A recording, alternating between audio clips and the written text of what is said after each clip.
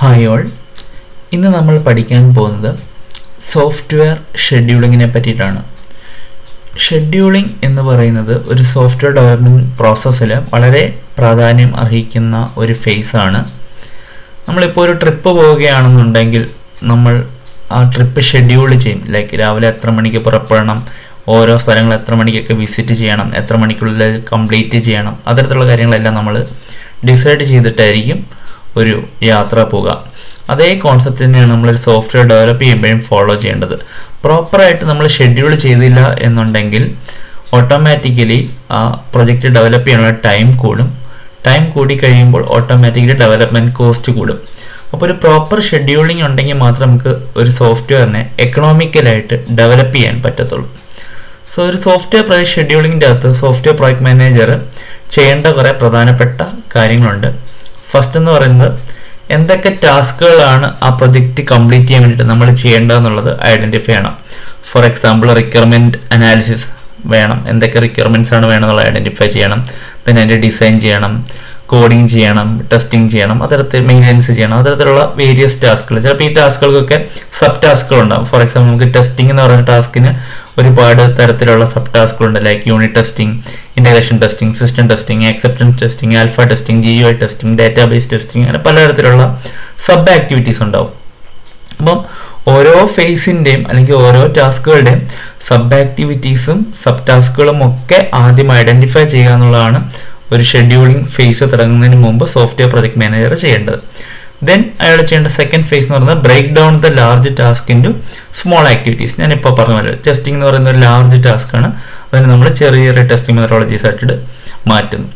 Then ഏതെങ്കിലും ടാസ്കുകൾ തമ്മിൽ എന്തെങ്കിലും തരത്തിലുള്ള ഡിപ്പെൻഡൻസി ഉണ്ടെന്നുണ്ടെങ്കിൽ അത് നമ്മൾ കണ്ടുപിടിക്കണം. ഫോർ എക്സാമ്പിൾ നമുക്കറിയാം കോഡിങ് ചെയ്തതിന് ശേഷം മാത്രമേ നമുക്ക് ടെസ്റ്റിംഗ് ചെയ്യാൻ പറ്റത്തുള്ളൂ. കോഡിങ് ചെയ്യുന്നതിന് മുമ്പ് ഒരിക്കലും ടെസ്റ്റിംഗ് ചെയ്യാൻ പറ്റില്ല. അപ്പം ആ കോഡിംഗ് എന്ന് പറയുന്ന ടാസ്കും ടെസ്റ്റിംഗ് എന്ന് പറയുന്ന ടാസ്കുകളും തമ്മിലൊരു ഡിപ്പെൻഡൻസി ഉണ്ട്. അപ്പം ഓരോ ടാസ്കുകളും തമ്മിലുള്ള ഡിപ്പെൻഡൻസി ഡിറ്റർമിൻ ചെയ്യുക എന്നുള്ളതാണ് മൂന്നാമത്തെ കാര്യം. നെക്സ്റ്റ് എന്ന് പറയുന്നത് establish the most likely estimate for the time durations necessary to complete the activities. ഓരോ ആക്ടിവിറ്റിയും ചെയ്യാൻ വേണ്ടിയിട്ടുള്ള ഏറ്റവും സ്യൂട്ടബിൾ ആയിട്ടുള്ള ടൈം അല്ലെങ്കിൽ ഏറ്റവും മിനിമൽ ടൈം കണ്ടുപിടിക്കുക എന്നുള്ളതാണ് നെക്സ്റ്റ് ഫേസ് എന്ന് പറയുന്നത്. ഫോർ എക്സാമ്പിൾ കോഡിങ് ചെയ്ത് ഒരു മോഡ്യൂൾ കംപ്ലീറ്റ് ആകുമ്പോൾ തന്നെ നമ്മളവിടെ ആ ഒരു മോഡ്യൂൾ ടെസ്റ്ററിനെ അലോട്ട് ചെയ്ത് കഴിഞ്ഞാൽ ടെസ്റ്ററിനും പാരലായിട്ട് തന്നെ ഡെവലപ്പ് ചെയ്യാം. ആ സമയത്ത് കോഡർ അടുത്ത സെക്കൻഡ് മോഡ്യൂൾ അല്ലെങ്കിൽ തേർഡ് മോഡ്യൂൾസ് ഡെവലപ്പ് ചെയ്യും. അപ്പം കോഡർ സെക്കൻഡും തേർഡ് മോഡ്യൂൾ ഡെവലപ്പ് ചെയ്യുന്ന ടൈമിൽ ഓൾറെഡി കംപ്ലീറ്റ് ചെയ്ത ഫസ്റ്റ് മോഡ്യൂൾ ടെസ്റ്റർക്ക് ടെസ്റ്റ് ചെയ്യാൻ പറ്റും. അപ്പോൾ ഇത്തരത്തിലുള്ള കാര്യങ്ങളാണ് അവിടെ നമ്മൾ ചെയ്യുന്നത്. നെക്സ്റ്റ് എന്ന് പറയുന്നത് ഓരോന്നിനും വേണ്ടിയുള്ള റിസോഴ്സസ് അലോക്കേറ്റ് ചെയ്യുക. Allocate resources to activities. നമ്മൾ വാട്ടർഫോൾ മോഡലിൻ്റെ ഏറ്റവും വലിയ ഒരു അഡ്വാൻറ്റേജ് ആയിട്ട് പഠിച്ചിട്ടുള്ളത് it is easier to allocate resources and persons. കാരണം ഒരു ഫേസ് കംപ്ലീറ്റ് ആയതിനു ശേഷം മാത്രമേ അടുത്ത ഫേസ് വരത്തുള്ളൂ. അപ്പോൾ നമുക്ക് അവിടെ റിസോഴ്സസിനെ ഷെഡ്യൂൾ ചെയ്യാൻ എളുപ്പമാണ്. പക്ഷേ റിയൽ ടൈമിൽ നമ്മൾ അജൈൽ മോഡലോ അല്ലെങ്കിൽ സ്പൈറൽ മോഡലോ ഒക്കെ യൂസ് ചെയ്യുമ്പോൾ കൺകറൻ്റ് ആയിട്ട് മൾട്ടിപ്പിൾ ആക്ടിവിറ്റീസ് നടന്നിരിക്കും. അപ്പം ഓരോന്നിനും വേണ്ട സമയത്ത് കറക്റ്റ് ആയിട്ടുള്ള റിസോഴ്സസ് എല്ലാം പ്രൊവൈഡ് ചെയ്യുക എന്നുള്ളത് ഒരു പ്രൊജക്ട് മാനേജറിൻ്റെ ഇമ്പോർട്ടൻറ്റ് ജോലിയാണ്. നെക്സ്റ്റ് എന്ന് പറയുന്നത് ഓരോ ആക്ടിവിറ്റീസും ചെയ്ത് തുടങ്ങേണ്ട ഡേറ്റും ചെയ്ത് തീർക്കേണ്ട ഡേറ്റും പ്ലാൻ ചെയ്യുക. ഫോർ എക്സാമ്പിൾ റിക്വയർമെൻറ്റ് ഗ്യാതറിംഗ് ചെയ്യാൻ 2 weeks ടൈം ഉണ്ടെങ്കിൽ അതിന് ഫസ്റ്റ് ഡേ എന്നാണ് ലാസ്റ്റ് ഡേ എന്നാണ് തുടങ്ങിയ കാര്യങ്ങളെല്ലാം നമ്മൾ ഡിറ്റർമിൻ ചെയ്യണം. നെക്സ്റ്റ് ഫൈനൽ സ്റ്റെപ്പ് എന്ന് പറയുന്നത് determine the critical path. Critical path എന്ന് പറഞ്ഞു കഴിഞ്ഞാൽ ഒരു സോഫ്റ്റ്വെയറിൻ്റെ അകത്തുള്ള വേരിയസ് ഫേസുകൾ തമ്മിലുള്ള ഒരു ഇന്റർ ഡിപ്പെൻഡൻറ്റ് ചെയിനാണ്. ആ ചെയിൻ എന്ന് പറഞ്ഞാൽ ഇത്രേ ഉള്ളൂ. സ്റ്റാർട്ടിംഗ് ഫേസിൽ നിന്ന് ഫൈനൽ ആക്ടിവിറ്റിയിലേക്ക് എത്താനുള്ള ഏറ്റവും എഫിഷ്യൻ്റ് ആൻഡ് എഫക്റ്റീവ് ആയിട്ടുള്ള പാത്തിനെയാണ് നമ്മൾ സിമ്പിളായിട്ട് പറഞ്ഞ ക്രിട്ടിക്കൽ പാത്ത് എന്ന് പറയുന്നത്. അത് നമ്മൾ ശരിക്കും ഉപയോഗിക്കുന്നത് programme evaluation and review technique എന്ന് പറയുന്ന പെർത്ത് അനാലിസിസ് എന്ന് പറഞ്ഞിട്ടൊരു മെത്തേഡുണ്ട്. ആ മെത്തേഡിലാണ് മെയിൻലി നമ്മൾ ക്രിട്ടിക്കൽ പാത്ത് എന്ന് പറയുന്ന കോൺസെപ്റ്റ് പഠിക്കുന്നത്. സോ ബേസിക്കലി ഇതൊക്കെയാണ് ഒരു ഷെഡ്യൂളിംഗ് ഫേസിൽ സോഫ്റ്റ്വെയർ പ്രൊജക്ട് മാനേജർ ചെയ്യേണ്ടത്. നെക്സ്റ്റ് ഈ സോഫ്റ്റ്വെയർ ഷെഡ്യൂളിങ്ങിന് വേണ്ടി നമ്മൾ ഉപയോഗിക്കുന്ന വേരിയസ് കോൺസെപ്റ്റുകൾ എന്തൊക്കെയാണെന്നുള്ളതാണ്. പ്രധാനമായിട്ടും 3 കോൺസെപ്റ്റുകളാണുള്ളത്. ഒന്നാമത് വർക്ക് ബ്രേക്ക് ഡൗൺ സ്ട്രക്ചർ അല്ലെങ്കിൽ WBS എന്ന് പറയും. രണ്ടാമത്തേന്ന് പറയുന്നത് ഗാനറ്റ് ചാർട്ട്. മൂന്നാമത്തേതെന്ന് പറയുന്നത് പെർത്ത് ചാർട്ട്. നമുക്ക് ബേസിക്കലി പഠിക്കേണ്ട രണ്ട് കാര്യങ്ങൾ എന്ന് പറയുന്നത് WBSഉം ഗാനറ്റ് ചാർട്ടും ആണ്. ഫസ്റ്റ് നമുക്ക് വർക്ക് ബ്രേക്ക് ഡൗൺ സ്ട്രക്ചർ എന്താണെന്ന് നോക്കാം. പേര് പോലെ തന്നെ നമുക്ക് ചെയ്യേണ്ട ടാസ്കിനെ ബ്രേക്ക് ഡൗൺ ചെയ്ത് ചെറിയ ചെറിയ സിംപ്ലർ ടാസ്ക് ആക്കി മാറ്റിയിട്ട് ആ ടാസ്ക് ഹയറാർക്കിയെ ഒരു ട്രീ ഷേപ്പിൽ റെപ്രസെന്റ് ചെയ്യുക എന്നുള്ളതാണ് വർക്ക് ബ്രേക്ക് ഡൗൺ സ്ട്രക്ചറിൽ നമ്മൾ ഉദ്ദേശിക്കുന്നത്. ഫോർ എക്സാമ്പിൾ, നമുക്ക് എന്ത് സോഫ്റ്റ്വെയറിനെയാണോ WBSൽ റെപ്രസെന്റ് ചെയ്യേണ്ടത് ആ സോഫ്റ്റ്വെയറിന്റെ പേരായിരിക്കണം നമ്മുടെ റൂട്ട് നോഡായിട്ട് കാണിക്കേണ്ടത്. ട്രീയുടെ റൂട്ട് നോഡായിട്ട് കാണിക്കേണ്ടത് ആ സോഫ്റ്റ്വെയറിന്റെ പേരാണ്. ഒരു MIS ആപ്ലിക്കേഷൻ, MIS എന്ന് പറഞ്ഞാൽ മാനേജ്മെന്റ് ഇൻഫർമേഷൻ സിസ്റ്റം. ഇപ്പൊ റെയിൽവേ ടിക്കറ്റ് ബുക്കിംഗ് സിസ്റ്റം എന്നൊക്കെ പറയുന്നത് is A kind of MIS ആണ്. അപ്പൊ എന്താണോ നമ്മൾ ഉപയോഗിക്കുന്ന സോഫ്റ്റ്വെയറിന്റെ പേര് അതായിരിക്കണം റൂട്ട് നോഡ്. ദെൻ ആ സോഫ്റ്റ്വെയറിന്റെ അകത്ത് വരുന്ന ഇൻഡിവിജ്വൽ സബ് ടാസ്കുകൾ എന്തൊക്കെയാണെന്നുള്ളതായിരിക്കണം ഫസ്റ്റ് ലെവൽ ഓഫ് ട്രീയുടെ നോട്ട്സ് ആയിട്ട് കാണിക്കേണ്ടത്. ഇപ്പൊ MIS എന്ന് പറയുന്ന ആപ്ലിക്കേഷന്റെ ഫസ്റ്റ് ലെവലിൽ വരുന്ന ടാസ്കുകളാണ് requirement specification, design, coding, testing, documentation. ഇനി നമുക്ക് ഈ ഫസ്റ്റ് ലെവലിലുള്ള ഏതെങ്കിലും ടാസ്കുകൾ നമുക്ക് വീണ്ടും ഡീകമ്പോസ് ചെയ്യണമെങ്കിൽ അതിനെ നമുക്ക് വീണ്ടും ഡിസൈനെ തന്നെ നമ്മൾ രണ്ടായിട്ട് ഡീകമ്പോസ് ചെയ്തു, അല്ലെങ്കിൽ രണ്ട് സബ് ടാസ്കുകളായിട്ട് ഡിവൈഡ് ചെയ്തു. ഡാറ്റാബേസ് പാർട്ടിന്റെ ഡിസൈനും GUI പാർട്ട് ഡിസൈനും. ഒരു ടെസ്റ്റിങ്ങിന് നമ്മൾ രണ്ട് സബ് ടാസ്കുകളായിട്ട് ഡിവൈഡ് ചെയ്തു. ഡാറ്റാബേസ് പാർട്ടിന്റെ ടെസ്റ്റിങ്ങും GUIയുടെ ടെസ്റ്റിംഗ്. സോ സിമ്പിൾ ആയിട്ട് പറഞ്ഞാൽ നമ്മളിത് സോഫ്റ്റ്വെയർ ഡിസൈൻ്റെ അകത്ത് പഠിച്ച ഒരു സ്ട്രക്ചർ ചാർട്ട് കോൺസെപ്റ്റ് തന്നെയാണ് WBS എന്ന് പറയുന്നത്. ഒരു ലാർജ് ആക്ടിവിറ്റീനെ മൾട്ടിപ്പിൾ സ്മോൾ ആക്ടിവിറ്റീസ് ആയിട്ട് ഡിവൈഡ് ചെയ്യുന്നത്.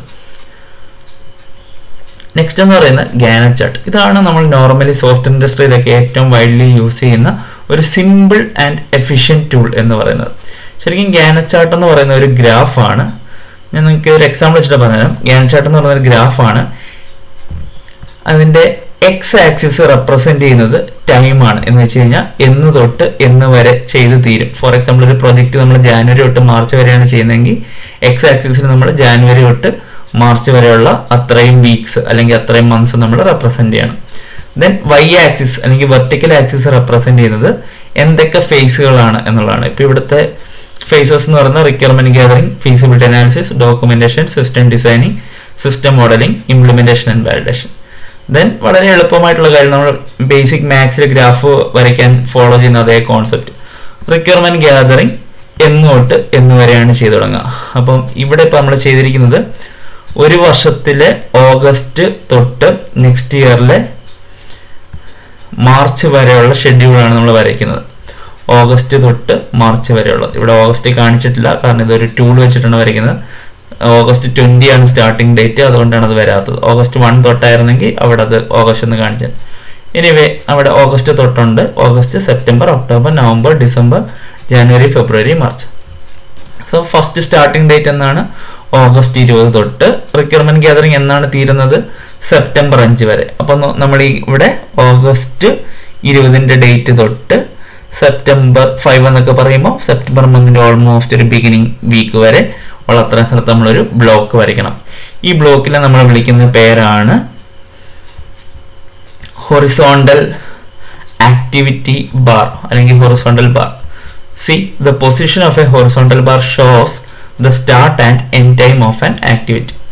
അപ്പോൾ റിക്വയർമെന്റ് ഗ്യാതറിന്റെ ഹൊറിസോണ്ടൽ ബാർ എന്ന് പറയുന്നത് ഈ കാണുന്ന സ്ക്വയർ ആണ്. ഈ സ്ക്വയർ കാണാൻ നമുക്ക് മനസ്സിലാവും ഓഗസ്റ്റ് ലാസ്റ്റ് തൊട്ട് സെപ്റ്റംബർ തുടക്കം കൊണ്ട് റിക്വയർമെന്റ് ഗ്യാതറിംഗ് എന്ന് പറയുന്ന ഫേസ് തീരുമെന്നുള്ളത്. നെക്സ്റ്റ് ഫേസ് എന്ന് പറയുന്നത് ഫീസിബിലിറ്റി അനാലിസിസ് ആണ്. ഫീസിബിലിറ്റി അനാലിസിസിന്റെ സ്റ്റാർട്ടിംഗ് ഡേറ്റ് എന്ന് പറയുന്നത് സെപ്റ്റംബർ 6 മുതൽ സെപ്റ്റംബർ 20 വരെ. അപ്പോൾ കറസ്പോണ്ടിങ് സെപ്റ്റംബർ 6 അല്ലെങ്കിൽ റിക്വയർമെന്റ് ഗ്യാതറിംഗ് കഴിഞ്ഞാൽ 5-ാം തീയതിയാണ്. അപ്പം 5-ാം തീയതിക്ക് ശേഷമുള്ള തൊട്ടടുത്ത ഡേറ്റ് തൊട്ട് സെപ്റ്റംബർ 6 മുതൽ സെപ്റ്റംബർ 20 വരെയുള്ള അത്രയും സ്ഥലത്ത് നമ്മൾ ഹൊറിസോണ്ടൽ ബാർ വരച്ചു. ഡോക്യുമെന്റേഷൻ എന്ന് പറയുന്ന എൻ്റയർ സോഫ്റ്റ്വെയർ ഡെവലപ്മെന്റ് ഫേസിൽ നടക്കുന്ന കാര്യമാണ്. അപ്പോൾ സോഫ്റ്റ്വെയർ തുടങ്ങുന്ന ഡേറ്റ് തൊട്ട് സോഫ്റ്റ്വെയർ തീരുന്ന ഡേറ്റ് വരെ കണ്ടിന്യൂസ് ആയിട്ട് നടക്കുന്ന ഒരു ആക്ടിവിറ്റിയാണ് ഡോക്യുമെന്റേഷൻ എന്ന് പറയുന്നത്. അപ്പോൾ സ്റ്റാർട്ടിംഗ് ഡേറ്റ് തൊട്ട് ഫൈനൽ ഡേറ്റ് വരെ നമ്മൾ ഡോക്യുമെന്റേഷന്റെ ഹൊറിസോണ്ടൽ ബാർ വരച്ചു. നെക്സ്റ്റ് നമ്മൾ സിസ്റ്റം ഡിസൈനിങ് ആണ് ചെയ്യുന്നത്. സിസ്റ്റം ഡിസൈനിങ് എന്ന് പറയുന്നത് ഫീസിബിലിറ്റി അനാലിസിസ് ചെയ്തതിന് ശേഷം ചെയ്യുന്ന കാര്യമാണ്. അത് നമ്മളിപ്പോൾ പ്ലാൻ ചെയ്യുന്നത് ഒക്ടോബർ 29 തൊട്ട് നവംബർ 15 വരെയാണ്. അപ്പോൾ നമ്മൾ ആ കറസ്പോണ്ടിങ് സ്ഥലത്തുള്ള കറസ്പോണ്ടിങ് ബാർ വരച്ചു.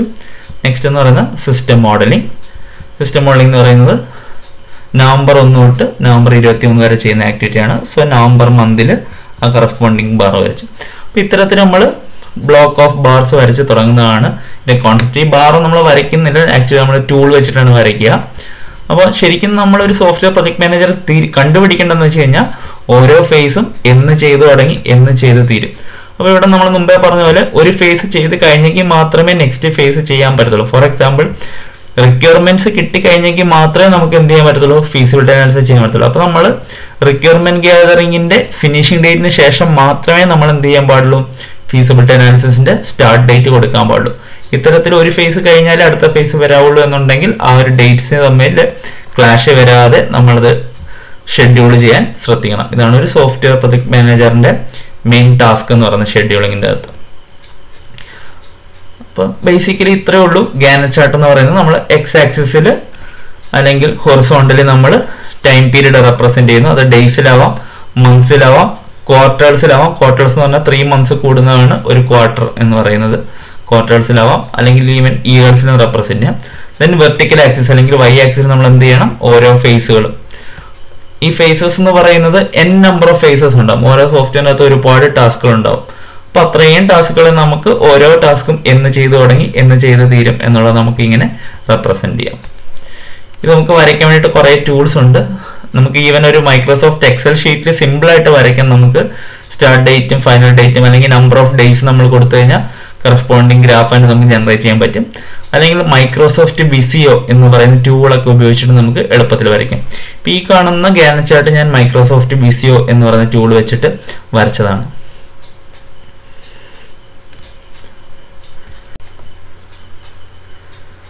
ഓക്കെ, ഇതാണ് മൈക്രോസോഫ്റ്റ് വിസിയോ എന്ന് പറയുന്ന നമ്മുടെ സോഫ്റ്റ്വെയർ മോഡലിന് വേണ്ടി യൂസ് ചെയ്യുന്ന ടൂളിൻ്റെ ഹോം പേജ്. നമ്മൾ മൈക്രോസോഫ്റ്റ് വിസിയോ എന്ന് പറയുന്ന സോഫ്റ്റ്വെയർ ഇൻസ്റ്റാൾ ചെയ്തിട്ട് ഡബിൾ ക്ലിക്ക് ചെയ്ത് ഓപ്പൺ ചെയ്യുകയാണെന്നുണ്ടെങ്കിൽ ഇങ്ങനൊരു പേജ് കാണാം. ഈ ഹോം പേജ് നമുക്ക് പലതരത്തിലുള്ള കാര്യങ്ങൾ ഇതിനകത്ത് വരയ്ക്കാം. Like use case diagram, activity diagram. ഒരു സോഫ്റ്റ്വെയർ മോഡൽ ചെയ്യാൻ വേണ്ടിയിട്ടുള്ള എല്ലാ തരത്തിലുള്ള ഡയഗ്രാംസും വരയ്ക്കാൻ വേണ്ടിയിട്ടുള്ള ഒരു പവർഫുൾ ടൂളാണ് വിസിയോ എന്ന് പറയുന്നത്. ഇത് ഫ്രീ അല്ല, ഈ ടൂളിന് ലൈസൻസ്ഡ് വേർഷനാണ്. നമ്മുടെ മൈക്രോസോഫ്റ്റ് ഓഫീസൊക്കെ പർച്ചേസ് ചെയ്യുമ്പോൾ പോലെ നമ്മൾ വിസിയോ എന്ന് പറയുന്ന ടൂള് പർച്ചേസ് ചെയ്യേണ്ടിയിരിക്കുന്നു. അപ്പോൾ ഈ ഹോം പേജിൽ തന്നെ നമുക്ക് കാണാം റൈറ്റ് സൈഡിൽ ഗാനറ്റ് ചാർട്ട് എന്ന് പറയുന്ന ഒരു ഓപ്ഷൻ ഉണ്ട്. ആ ഗാനറ്റ് ചാർട്ടിൽ നമ്മൾ ക്ലിക്ക് ചെയ്ത് കഴിഞ്ഞാൽ ഗാനറ്റ് ചാർട്ട് ക്രിയേറ്റ് ചെയ്യാൻ വേണ്ടിയിട്ട് ഉള്ള യൂണിറ്റ്സ് ചോദിക്കും. മെട്രിക് യൂണിറ്റ് വേണോ, US യൂണിറ്റ് വേണോ. നമ്മൾ US യൂണിറ്റ് കൊടുത്തിട്ട് ക്രിയേറ്റ് എന്ന് പറയുന്ന ബട്ടണിൽ ക്ലിക്ക് ചെയ്യുന്നു. അപ്പം അവർ കുറേ കാര്യങ്ങൾ ചോദിക്കും. നമ്പർ ഓഫ് ടാസ്ക്, എത്ര ടാസ്ക് ഉണ്ട് നമ്മൾ ഡെവലപ്പ് ചെയ്യാൻ പോകുന്ന പ്രൊജക്റ്റ്. ഫോർ എക്സാമ്പിൾ ഞാനിപ്പോൾ ഡെവലപ്പ് ചെയ്യാൻ പോകുന്ന സോഫ്റ്റ്വെയറിൻ്റെ അകത്ത് നമ്മുടെ ടിപ്പിക്കൽ വാട്ടർഫോൾ മോഡലിൻ്റെ 6 ഫേസസ് ആണെന്ന് വിചാരിക്കുക. Like requirement gathering, feasibility analysis, design, coding, testing, maintenance, പിന്നെ ഡോക്യുമെന്റേഷൻ വേണം. So 7 task. അപ്പം ഞാൻ നമ്പർ ഓഫ് ടാസ്കിൻ്റെ അവിടെ 7 എന്ന് സെറ്റ് ചെയ്തു. ഇനി മേജർ യൂണിറ്റ് എന്ത് വേണം, അത് നമ്മൾ ക്ലിക്ക് ചെയ്യുമ്പോൾ കാണിക്കും. ഇയേഴ്സ് ഉണ്ട്, ക്വാർട്ടേഴ്സ് ഉണ്ട്, മന്ത്സ് ഉണ്ട്, വീക്സ് ഉണ്ട്, ഡേയ്സ് ഉണ്ട്. ഞാനിപ്പോൾ മന്ത്സ് എന്ന് കൊടുക്കുന്നു. മൈനർ യൂണിറ്റിന് ഞാൻ വീക്സ് എന്ന് കൊടുക്കുന്നു. ദെൻ ഫോർമാറ്റ്, ഡേയ്സ്, അവേഴ്സ് അതങ്ങനെ കിടന്നോട്ടെ. ഒരു ദിവസം എത്ര മണിക്കൂർ വർക്ക് ചെയ്യണം എന്നുള്ള നമ്മൾ കൊടുക്കുക. ടിപ്പിക്കലി 8 മണിക്കൂറാണ് ഒരു ദിവസം വർക്ക് ചെയ്യേണ്ടത്. ഇനി സോഫ്റ്റ്വെയർ എന്ന് ചെയ്ത് തുടങ്ങി എന്ന് ചെയ്ത് തീരണം എന്നുള്ളതാണ് നമ്മുടെ മനസ്സിലുള്ള പ്ലാൻ, അല്ലെങ്കിൽ കമ്പനി നമുക്ക് തന്നിരിക്കുന്ന ടാർഗറ്റ് എന്നുള്ളതിൻ്റെ സ്റ്റാർട്ടിംഗ് ഡേറ്റും ഫിനിഷ് ഡേറ്റും നമ്മളിവിടെ സെറ്റ് ചെയ്യണം. ഞാനിപ്പോൾ കൊടുക്കാൻ പോകുന്നത് ജൂലൈ 1 തുടങ്ങി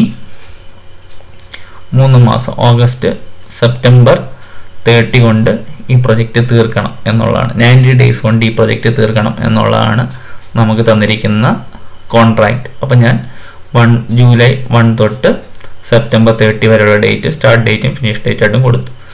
നമ്പർ ഓഫ് ടാസ്ക് 7 എന്ന് കൊടുത്തു. ഇത്രയും കൊടുത്തിട്ട് ഞാൻ ഓക്കെ കൊടുക്കുമ്പോൾ തന്നെ ഡീഫോൾട്ടായിട്ടുള്ള അതിൻ്റെ ടെംപ്ലേറ്റ് മൈക്രോസോഫ്റ്റ് ജനറേറ്റ് ചെയ്ത് തരും. നിങ്ങൾക്ക് കാണാൻ പറ്റുന്നുണ്ടെന്ന് ഞാൻ വിശ്വസിക്കുന്നു. ആ template task 1, task 2, task 3, task 4, task 5, task 6, task അങ്ങനെ. എന്നിട്ട് ഓരോന്നിൻ്റെ സ്റ്റാർട്ടിംഗ് ഡേറ്റും ഫിനിഷ് ഡേറ്റും കൊടുക്കാനുള്ള ഇത്. ഇതിൻ്റെ ടെംപ്ലേറ്റ് നമുക്ക് കളറൊക്കെ മാറ്റാവുന്നതാണ്. ഇതിൻ്റെ അകത്ത് ഈ ഡിസൈൻ്റെ അകത്ത് പോയിട്ട് നമ്മൾ കളർ ചേഞ്ച് ചെയ്യാൻ കൊടുത്തു കഴിഞ്ഞാൽ കളറൊക്കെ ചേഞ്ച് ചെയ്യാൻ പറ്റും. ഓക്കെ, ഫസ്റ്റ് ടാസ്കിന് നമ്മളിനി റീനെയിം ചെയ്യുക. നമ്മുടെ അതിൻ്റെ അകത്ത് ഫസ്റ്റ് ടാസ്ക് എന്താണ്, റിക്വയർമെന്റ് ഗ്യാതറിംഗ് ആണ്. സോ ഞാൻ ആ ഒരു പേര് കൊടുത്തു, റിക്വയർമെന്റ് ഗ്യാതറിംഗ്. നെക്സ്റ്റ് ടാസ്ക് എന്ന് പറയുന്നത് ഫീസിബിലിറ്റി അനാലിസിസ് ആണ്. ഞാൻ ആ നെയിം കൊടുക്കുന്നു. നെക്സ്റ്റ് ടാസ്ക് എന്ന് പറയുന്നത് ഡിസൈൻ ആണ്. നെക്സ്റ്റ് കോഡിംഗ്, ടെസ്റ്റിംഗ്, ഡിപ്ലോയ്മെൻറ്റ് അല്ലെങ്കിൽ product release, deployment or product release, then documentation. ഞാൻ ഓൾറെഡി പറഞ്ഞു ഡോക്യുമെൻറ്റേഷൻ എന്ന് പറയുന്ന പ്രൊഡക്റ്റിൻ്റെ സ്റ്റാർട്ട് തൊട്ട് ഫിനിഷ് വരെയുള്ളതാണ്. അപ്പോൾ അതിൻ്റെ സ്റ്റാർട്ടിംഗ് ഡേറ്റ് എന്ന് പറയുന്നതായിരിക്കും ജൂലൈ 1 മുതൽ നമ്മുടെ ലാസ്റ്റ് ഡേറ്റ് എന്ന് പറയുന്നതാണ് സെപ്റ്റംബർ 30 വരെ. സോ 30 ഇവിടെ നമ്മുടെ VCKത്തെ US യൂണിറ്റ് കൊടുക്കുന്നതുകൊണ്ട് തന്നെ ആദ്യം മന്ത് ആയിരിക്കും വരിക, ദെൻ ആണ് ഡേറ്റ്. സോ 9/30/2020. ഓക്കെ,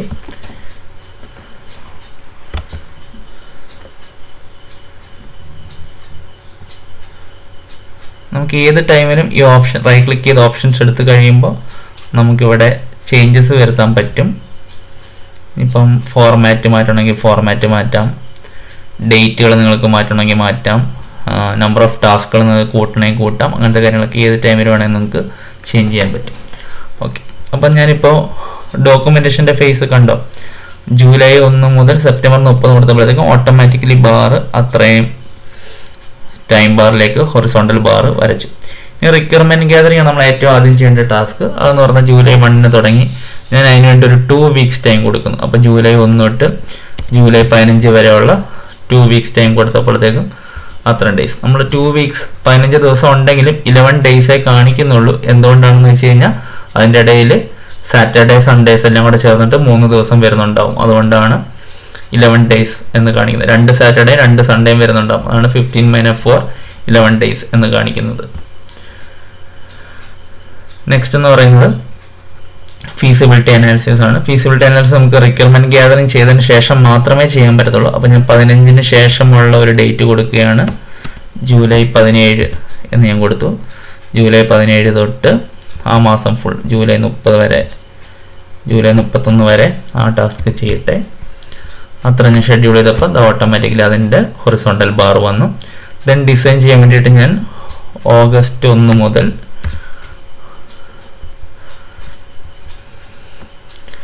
ഓഗസ്റ്റ് 20 വരെ 20 ഡേയ്സ് ഞാൻ കൊടുക്കുന്നു. 14 ഡേയ്സേ വന്നുള്ളൂ. എന്തുകൊണ്ടെന്നാൽ അവിടെ സാറ്റർഡേ സൺഡേ 3 വട്ടം വരുന്നുണ്ട്. അപ്പോൾ 3 × 2 6 ഡേയ്സ് കുറയും. 20-ന്ന് 6 കുറയ്ക്കുന്ന 14 ഡേയ്സ്. നെക്സ്റ്റ് കോഡിങ് ചെയ്യാൻ വേണ്ടിയിട്ട് ഞാനൊരു 15 ദിവസം കൊടുക്കുന്നു. സോ ഓഗസ്റ്റ് ഡിസൈൻ ചെയ്തതിന് ശേഷം മാത്രമേ കോഡിങ് ചെയ്യാൻ പറ്റുള്ളൂ. അതുകൊണ്ട് ഞാൻ ഓഗസ്റ്റ് 21 മുതൽ സെപ്റ്റംബർ എന്ന് പറയുമ്പോൾ 9th മന്ത്, സെപ്റ്റംബർ ഒരു 5 വരെ നമുക്ക് ഷെഡ്യൂൾ ചെയ്ത് നമ്മുടെ ഇഷ്ടത്തിനനുസരിച്ച് ഓരോ മോഡ്യൂളും അല്ലെങ്കിൽ ഓരോ പ്രൊജക്റ്റിലും കോഡിങ്ങിനൊക്കെ വേണ്ടത് സെയിം ടൈമൊന്നും ആയിരിക്കത്തില്ല. അപ്പോൾ നമുക്കതിൻ്റെ അനുസരിച്ച് നല്ലൊരു എക്സ്പീരിയൻസ്ഡ് പ്രോജക്ട് മാനേജർക്ക് ഓൾറെഡി പ്രെഡിക്റ്റ് ചെയ്യാൻ പറ്റും ഓരോ ഫേസും ചെയ്യാൻ എത്രത്തോളം ടൈം വേണ്ടി വരും എന്നുള്ളത്. അതിനെ ബേസ് ചെയ്തിട്ട് അയാളത് നോമിനലായിട്ടുള്ളൊരു വാല്യൂ സ്റ്റാർട്ട് ഡേറ്റും ഫൈനൽ ഡേറ്റും ഷെഡ്യൂൾ ചെയ്യുക എന്നുള്ളതാണ് ശരിക്കും ഉദ്ദേശിക്കുന്നത്. നെക്സ്റ്റ് ടെസ്റ്റിംഗ് എന്ന് പറയുന്നത് ശരിക്കും കോഡിംഗ് സ്റ്റാർട്ട് ചെയ്ത് തുടങ്ങുമ്പോൾ തന്നെ ചെയ്യാം. കാരണം കോഡിംഗ് സ്റ്റാർട്ട് ചെയ്ത് തുടങ്ങുമ്പോൾ തന്നെ ഓട്ടോമാറ്റിക്കലി ആ പ്രോഗ്രാമർ അവിടെ യൂണിറ്റ് ടെസ്റ്റിംഗ് ചെയ്യുന്നുണ്ട്. സോ 21-ാം തീയതി ഓഗസ്റ്റ് 21-ാം തീയതി കോഡിംഗ് തുടങ്ങുന്നുണ്ടെങ്കിൽ ഒരു ഓഗസ്റ്റ് 22 മുതൽ തന്നെ നമുക്ക് യൂണിറ്റ് ടെസ്റ്റിംഗ് ഒക്കെ പാരലായിട്ട് ചെയ്ത് തുടങ്ങാം. ടെസ്റ്റിംഗ് എന്ന് പറയുന്ന പ്രോസസ്സാണ് one of the most time consuming process. അതൊരു സെപ്റ്റംബർ 20 വരെയൊക്കെ പോകുന്നുണ്ടെന്ന് വിചാരിക്കും. ദെൻ ഡിപ്ലോയ്മെൻ്റ് എന്ന് പറയുന്നത് നമ്മളെപ്പോഴും ഒരു നല്ല സോഫ്റ്റ്വെയർ കമ്പനിയിലുള്ള പ്രൊജക്ട് മാനേജർ എപ്പോഴും നമുക്ക് തന്നിരിക്കുന്ന ടാർഗറ്റ് ഡേറ്റിനേക്കാൾ ഒരു 1 വീക്ക് മുമ്പെങ്കിലും പ്രൊഡക്റ്റ് ഡിപ്ലോയ് ചെയ്യാൻ വേണ്ടിയുള്ള രീതിയിൽ വേണം ഷെഡ്യൂൾ ചെയ്യാൻ. അപ്പോഴും നമുക്ക് എന്തെങ്കിലും കാരണവശാൽ ഈ ഷെഡ്യൂൾ ഫോളോ ചെയ്യാൻ പറ്റില്ലെങ്കിൽ പോലും നമുക്കൊരു റിലാക്സേഷൻ ടൈം ഉണ്ടാവത്തുള്ളൂ. സോ എപ്പോഴും നമ്മൾ ഷെഡ്യൂൾ ചെയ്യുമ്പോൾ ഒരു 1 വീക്ക് പ്രീപോണായിട്ട് ചെയ്യുക. സോ നമുക്ക് ആ മാസം ഫുൾ ഉണ്ടെങ്കിൽ ഞാനൊരു 25/9 എൻ്റെ ഫിനിഷ് ഡേറ്റ് ആയിട്ട് ഇടുന്നത് 25 to 26 ഒരു 2 days കൊണ്ട് നമ്മളത് ഡിപ്ലോയ് ചെയ്യും എന്നുള്ളൊരു കോൺസെപ്റ്റ്. സോ ഇപ്പം ഞാൻ ഈ ഒരു ടിപ്പിക്കൽ പ്രൊജക്റ്റിൻ്റെ ഗാൻ ചാർട്ട് മൈക്രോസോഫ്റ്റ് വിസയിൽ ജനറേറ്റ് ചെയ്തു. നമുക്കിങ്ങനെ ബാറായിട്ട് കിട്ടും. ഇതിൻ്റെ കളറും ടെംപ്ലേറ്റുകളൊക്കെ നമുക്കിവിടെ പോയിട്ട് ചേഞ്ച് ചെയ്യാവുന്നേ ഉള്ളൂ. ഏത് ടൈമിൽ വേണമെങ്കിലും അത് നിങ്ങൾക്ക് ഓരോന്നും സെലക്ട് ചെയ്തിട്ട് ചെയ്യാവുന്നതേ ഉള്ളൂ.